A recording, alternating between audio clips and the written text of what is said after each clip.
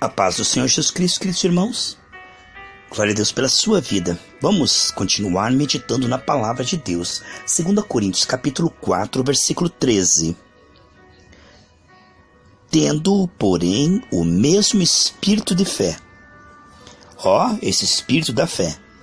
Como está escrito, eu criei, por isso é que falei. Também nós cremos, por isto também falamos.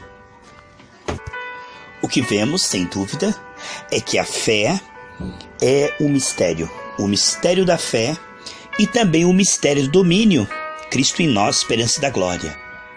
O homem que tinha a dimensão da revelação, em Adão e Eva caíram e entrou para a dimensão a frequência do engano, a frequência, meus irmãos, da preocupação, né? O homem caiu da dimensão da revelação para a dimensão do engano e da mentira. É assim que o mundo jaz o maligno. Como é que o diabo está matando, roubando, destruindo? Ele diz em Oséias, o meu povo é destruído por falta de conhecimento. E ele também diz no capítulo 8 lá de João, conhecereis a verdade e a verdade vos libertará. Então o homem está na frequência da mentira, sendo roubado, saqueado, como diz Isaías 42, 22. E quando ele sai da dimensão da carne, da frequência, que diz em Tiago que a sabedoria humana ele é diabólica e animal, e faz essa viagem e entra na dimensão do espírito, ela então tem os seus olhos e ouvidos espirituais abertos na dimensão do espírito, que é a dimensão das revelações. O Espírito Santo revela o nosso espírito, porque a nossa carne parece loucura, né? Então, a dimensão do espírito, que é a dimensão da revelação, é uma viagem. O homem nasce na carne, recebe o Senhor Jesus Cristo e agora ele precisa sair de carnal para espiritual. Então, isso é renovação da mente, é realmente purificar o vosso coração, é o arrependimento e a conversão. É essa fé perseverante, genuína. A prova de que realmente a pessoa está no caminho certo, no ritmo certo, e que ela tem uma fé genuína, é que ela fala. Se ela não fala, e se ela é contra falar, né? Quantos que dizem, isso aí é nova era, pensamento positivo. Não é pensamento positivo, é pensamento bíblico. Será que Josué e Caleb tinham pensamento positivo, nova era, quando eles criam no coração e falavam com a sua boca a palavra de Deus, enquanto o povo do deserto cria no coração e falava com a sua boca as circunstâncias e os problemas e os gigantes? Não, eles falavam, não era confissão positiva, era confissão da palavra, é semear no espírito, como diz Gálatas 6:9. Esta vida que tem a ver com comunhão com Deus e revelação, mostra uma fé. Se a fé é bíblica, a Bíblia diz que contra a fé não há lei. Se essa fé é bíblica e está baseada em promessas que está na Bíblia, ninguém te julga e ninguém te condena. Não é? Quantos que não têm fé e combatem a fé e chamam a fé de loucura?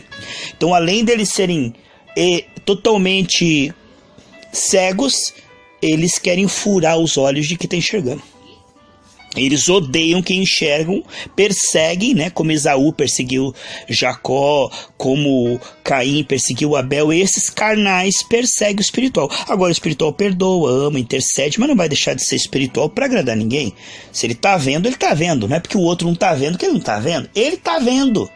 Ele andou com Deus, teve seus olhos e ouvidos abertos. Assim como Paulo, quando saiu da religião, caíram escamas dos seus olhos.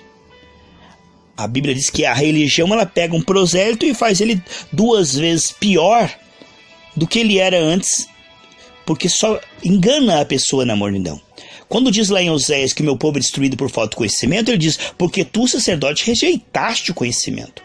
Você sabe que a pessoa que não conhece ainda a palavra de Deus tem chance. Agora a pessoa que conhece e rejeita, fala que recebeu Jesus, mas não se consagra, não larga o pecado, não se arrepende, o que acontece? Ela fica no meio do caminho, ela é morno. E aí ela sofre mais do que o ímpio.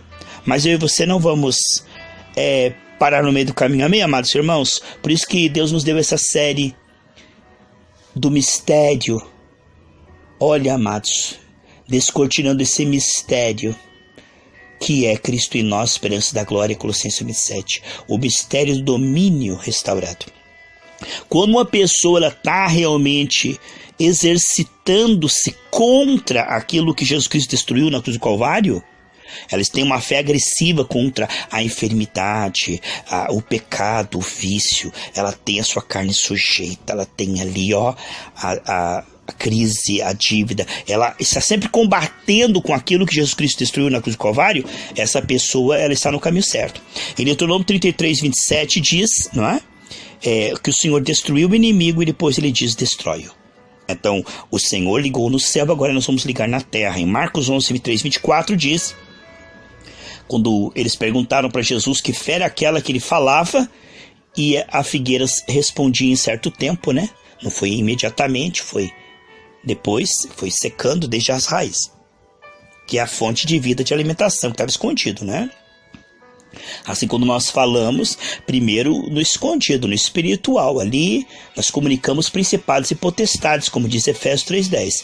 E aí aquela força que estava alimentando aquela doença, aquela força que estava alimentando aquela dívida, sai, né? Aquelas trevas saem, o mal sai, e aquilo que estava dando errado, aquilo que estava dando mal, começa a dar certo e ser abençoado. Então nós vemos que desde a queda de Adão e Eva, o homem entrou para a frequência do engano, da ignorância, das trevas. Mas agora nós temos em Cristo esse chamado de sair da esfera da mentira, da carne, para a esfera do Espírito, das revelações. E aí, como são poucos os que andam no Espírito, eles serão perseguidos. O Senhor diz que se chamam como ovelha no meio dos lobos, plural. São poucos que realmente andam com Deus, e esses são alvo do inimigo. O inimigo tenta calá-lo, como tentou calar Bartimeu com uma moedinha, né? Então o inimigo, ele se desespera, se encrespa. Agora levantou alguém que tem visão, assim como Davi derrubou o gigante, né? Nós somos chamados aquele que tem visão, que tem comunhão com Deus, ele tem ousadia, ele tem obras, né? Ele destrói as obras do diabo. Assim como toda a Ásia Menor perseguia Paulo, por quê? Porque ele desfazia as obras do diabo, ele glorificava a Deus. A religião não fazia nada, não apresentava nenhuma ameaça, né, para as trevas. Então, quando a religião ela é morna, intelectual, humana, né, ela é psicológica, o inimigo não se importa. Ele não combate aquilo que não combate ele, né? Se nós não resistimos ao diabo, ele permanece, porque ele está desde a queda. Agora, quando o homem começa realmente a amadurecer e frutificar, e tem fruto dos lábios, e começa realmente a destruir as obras do diabo, aí ele vai levantar pessoas para tentar calar, dizer que essa pessoa é fanática, tentar afastar pessoas para não ouvi-la. Isso aí é louco, é fanático. Tentar colocar em descrédito, né? Quantas pessoas queriam colocar o ministério de Paulo em descrédito? Por quê? Porque se eles ouvissem a Paulo, seriam salvos. Paulo disse para Timóteo, olha, cuida da tua vida espiritual e da doutrina, porque fazendo isso, não só você será salvo, mas aqueles que te ouvem também.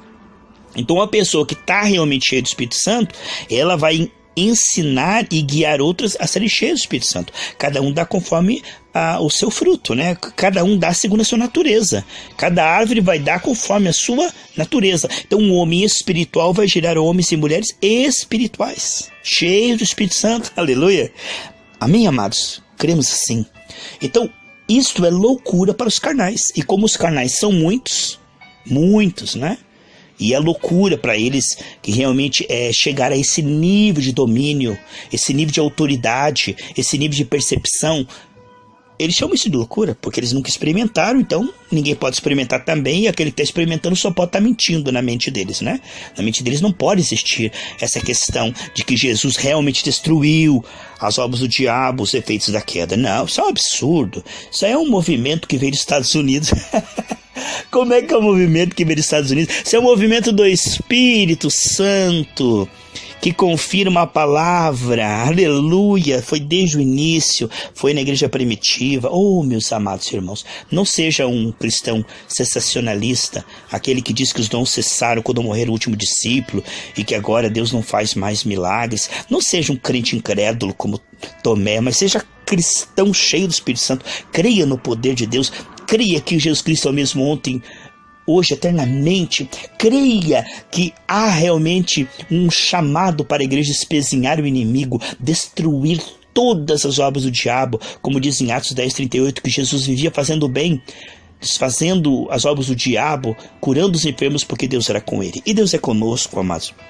Nós temos um chamado maravilhoso de manifestar, como de 2 Coríntios 3, 5 e 6, não apenas o evangelho da letra, não apenas informações teológicas, mas nós somos chamados a o evangelho da vida, da manifestação do Espírito, levar Jesus como realmente não apenas informação, mas como Espírito que vivifica, que santifica, que gera um povo cheio do Espírito Santo, que vence a carne, o mundo, o diabo, um povo que adora a Deus em espírito e em verdade, um povo apegado em Deus, um povo que conhece a Deus e as Escrituras, um povo que faz as mesmas obras e maiores, um povo que por onde passa, até mesmo a sua sombra é ungida. Um povo assim, não menor, não um fruto bichado ou de outra qualidade, não. Mas nós somos um fruto. Jesus disse, se nós estivermos ligado e permanecemos na oliveira, vai dar muito fruto, né? Então nós não somos um cristão de espécie inferior àqueles que nós vemos em Atos dos Apóstolos. Não somos. Jesus diz lá em Atos 2 que essas promessas são para todos quanto o Senhor chamar, né? Jesus orou para que todos fossem um. Ele diz, eu não oro só por esse, mas por aqueles que vão crer no Evangelho. E quando nós cremos no Evangelho, diz ali, eu criei, por isso falei. Meus amados, quantas pessoas que têm uma linguagem mundana. O povo do deserto quase ninguém sabia falar. Só aprende, só muda a linguagem quem muda primeiro o entendimento, tá? Renova a mente. Depois muda o coração. Quando muda o coração, a linguagem muda. Por que a linguagem muda? Porque ele começa a ver. Você sabe como a pessoa está vendo corretamente, que ela teve o colírio do Espírito, que ela tem uma comunhão correta com Deus, se ela está vendo e está ouvindo. Jesus diz lá em João 5,19 e também 5,30. Eu não falo nada senão aquilo que ouço. Eu não faço nada senão aquilo que vejo. Pedro diz, não podemos deixar de falar daquilo que temos visto e ouvido. Uma coisa é pedir ao Senhor, Salmo 27,4, que possa contemplar a sua formosura e aprender. Ouvir no seu santo templo. Então, olhos e ouvidos espirituais abertos mudará a nossa linguagem, porque aquele que não está vendo tem uma linguagem característica. Nós podemos ver a fé, nada oculto que não vai ser manifesto. A fé de Saul dava para ser visto, que ele não tinha visão espiritual, não tinha comunhão com Deus, era tímido e se escondia. É ou não é? Como é que nós podemos saber que Davi tinha fé? Por causa da sua linguagem. E a sua linguagem era fruto da sua comunhão, que abriu seus olhos e ouvidos para ver que Deus era com ele, para crer num Deus grande. Porque quando eu honro a Deus e o faço maior que o pecado, e renuncio o pecado e me entrego a Deus, e santifico a minha vida e venço a carne, quando eu saio da dimensão da carne, eu honro a Deus, A Bíblia diz em 1 Samuel 2,30, eu honro os que me honram. Quando eu honro a Deus, me arrependendo e me convertendo, Ele me honra abrindo os meus olhos e ouvidos espirituais. Ele enche de revelação. Bem-aventurados limpos de coração, Mateus 5,8, porque esses verão a Deus. Então eu me entrego a Deus, eu limpo o coração pela graça. Qual a consequência disso? Onde havia lixo, onde havia trevas, agora vai haver revelação, vai encher de glória. Então a evidência de que uma pessoa tem fé é a sua linguagem. E essa linguagem é fruto da comunhão e da revelação. Porque ninguém fala com fé se está com medo, Ninguém vai conseguir falar a palavra com fé, sem duvidar no seu coração, se não tiver comunhão com Deus. Se for apenas um papagaio gospel que repete o que o pastor falou como mantra, tudo eu posso naquele que me fortalece. Essa confissão meia doida, diga eu sou mais que vencedor. Mas se a pessoa não tem comunhão com Deus, ela não tem revelação. Enquanto ela fala aquilo, ela não espera aquilo. Por isso aquela mulher disse consigo mesma, eu vou tocar, porque ela tinha ouvido que Jesus curava, entendeu? Ela tinha ouvido, ela tinha percebido que aquele Jesus, então ela foi lá e tocou com fé, porque a fé é a certeza do que se espera. A fé, ela espera que o que a Bíblia diz vai acontecer no visível, porque já aconteceu na cruz do Calvário. Então a fé, ela tem uma expectativa e uma linguagem. Agora, aquele que não tem fé, o que ele espera? Não sei, é tudo nebuloso, não sei. É como o Salmo 1 diz que é como a palha, que vai para lá, vai para cá. Em Tiago 1,5,6 diz que a fé desse vai, creio, não creio, era inconstante. Mas a fé verdadeira, a certeza, a convicção, ela é firme, constante e crescente. Entende? Porque a pessoa, ela tem uma expectativa. Você pode ver que a pessoa, quando ela anda com Deus com sinceridade, Isaías 45:17 diz que nunca será confundido nem envergonhado aquele que confia no Senhor. Então ele tem revelação. Então a linguagem dele não é uma linguagem de papagaio, é uma linguagem de quem está vendo, de quem está ouvindo. Davi, ele via Deus com ele percebia Deus com ele. Por isso ele falava: Deus está comigo, eu vou para cima desse gigante. Ele não falava de uma forma repetitiva, religiosa, não era um mantra, não era uma repetição religiosa, era uma confissão de uma percepção: Deus está comigo, por isso eu posso ir para cima desse gigante. Essa é uma característica de Davi diante do gigante, de Elias diante dos 400 profetas de Baal, mais os 450 profetas de Aserá, 850 profetas falsos, comprado por Jezabel. Essa é a característica de Moisés diante de Faraó, essa é a característica de Paulo diante do Sinédrio, essa é a característica de Jesus diante dos fariseus, é a característica de João Batista diante de Herodes. É a característica de todo aquele que andou com Deus, a ousadia, a convicção, a certeza, a linguagem celestial. É a linguagem da fé. Sem fé é impossível agradar a Deus. E há um ditado que diz assim: em terra de cego, quem tem olho é rei. Olha só, e é exatamente o que diz em Romanos 5,17. Que aqueles que tomarem posse da abundância da graça e o dom da justiça reinarão como reis nessa terra. 1 Pedro 2,9 diz assim: que Deus nos chamou, nos escolheu, nos ungiu como reis e sacerdotes para manifestarmos as grandezas de Deus.